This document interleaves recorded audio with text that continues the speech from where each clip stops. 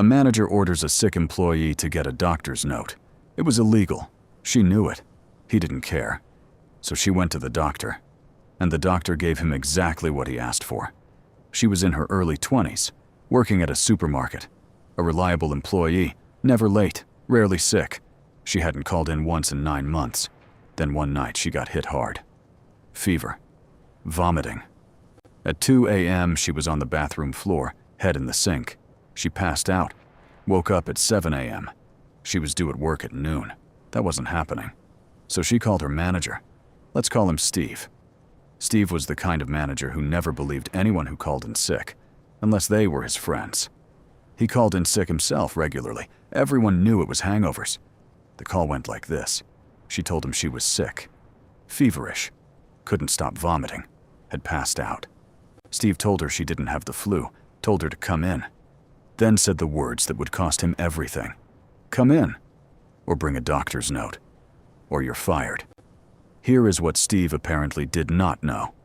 In the UK, employees are legally allowed to self-certify for 5 days. You tell your employer you are sick, no note required. Demanding a doctor's note during that window is illegal. She knew this, but she was scared. The recession was on. She couldn't afford to lose her job, so she got dressed, almost passed out doing it.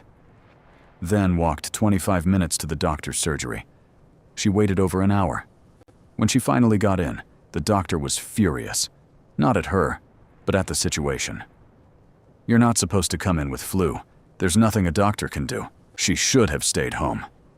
Then she explained about Steve, the illegal demand, the threat to fire her. The doctor's expression changed. She asked one question. Does your company provide sick pay? Yes. The doctor picked up her pen. Steve wanted a note confirming she was sick. What he got was something else entirely. The note stated that the employee had been forced to attend the surgery illegally by her manager. That due to this unnecessary and dangerous trip, the patient had a fever of 39 degrees and nearly passed out in the waiting room. She was being signed off for 2 full weeks. That, had she been allowed to self-certify, she might have needed only a few days. But due to the strain of the trip, she now required 2 full weeks of rest. She was not to be permitted to work until the date specified. The doctor said she would have signed her off longer, but 2 weeks was the maximum without further evidence. She walked into work. A duty manager took one look at her and asked what on earth she was doing there. She explained. They walked her down to Steve's office together. She handed Steve the note. Steve went pale, then tried to say he wasn't being serious about firing her. The duty manager had heard him admit it to her face. Steve drove her home, then went straight to the union rep. Steve received a formal disciplinary hearing, a severe reprimand, a final warning. She spent 2 weeks off, fully paid.